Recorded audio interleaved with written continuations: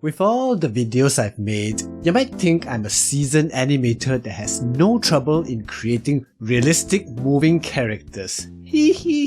Lol, nope. Creating an animated character that's believable is a big challenge. Way back before animation was even a thing, early cave drawings show that even primitive men would try to give the illusion of movement by posing on their animal sketches. These days, we are surrounded by animation in one form or another, be it film, television, anime, or the stuff you see on your social media.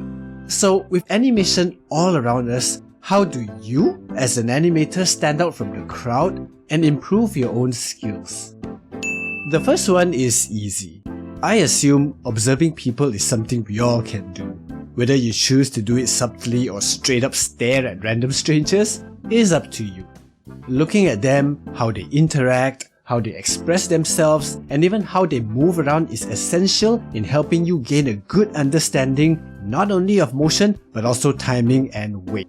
Y'all might be sitting down listening to what I'm saying right now, but why not take some time to go out, grab a coffee, and observe the world around you? You're not skipping work, it's research, you know. When animating the face, it's essential to have something solid to refer to. For example, when working with voiceover artists, most of the top animation studios will record them as they lay down the audio for their characters. This video is then passed on to an animator to refer as they work, allowing them to capture the actors' expressions as they speak and emote. If this ain't an option, then why not use your own face as a reference?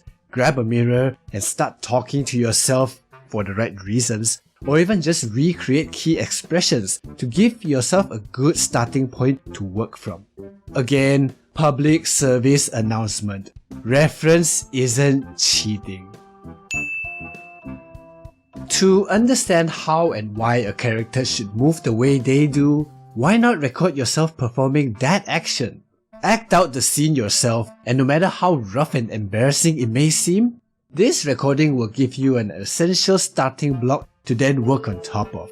Being able to pause, rewind, and review it in slow motion ensures you will capture all the subtleties that would otherwise be missed. Just be extra careful you don't record stuff that shouldn't be included in your shots, you know? The world is governed by time. Where animation is concerned, this time is in your control. To make it easier for us to understand, a good example might be a bouncing ball or a person running. If the timing is too fast, too slow, too linear, or too long, your animation won't look realistic. Going from point A to point B may take 1 second in software, but in reality, that's even faster than Superman or The Flash. To understand timing more thoroughly, look for real-world examples. How long does it take for your hand to reach in for your phone? 1 second? Half a second? You get what I mean?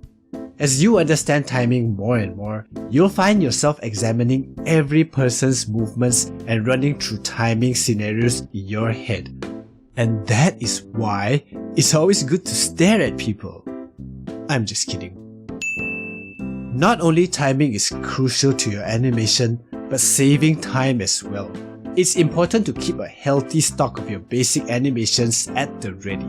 What do I mean? Even if it's a basic walk or run cycle, you can bring it into a scene when working on a new character and give yourself a head start.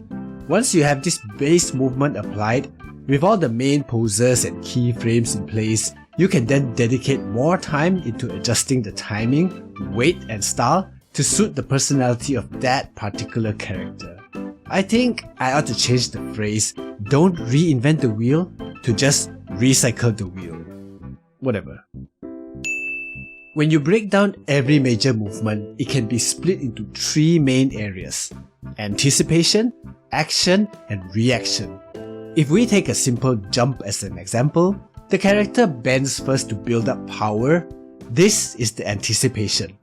The jumping itself is the action, and then the landing, with momentum pushing them forward, is the reaction. This principle works with many movements like throwing a punch or swinging a bat.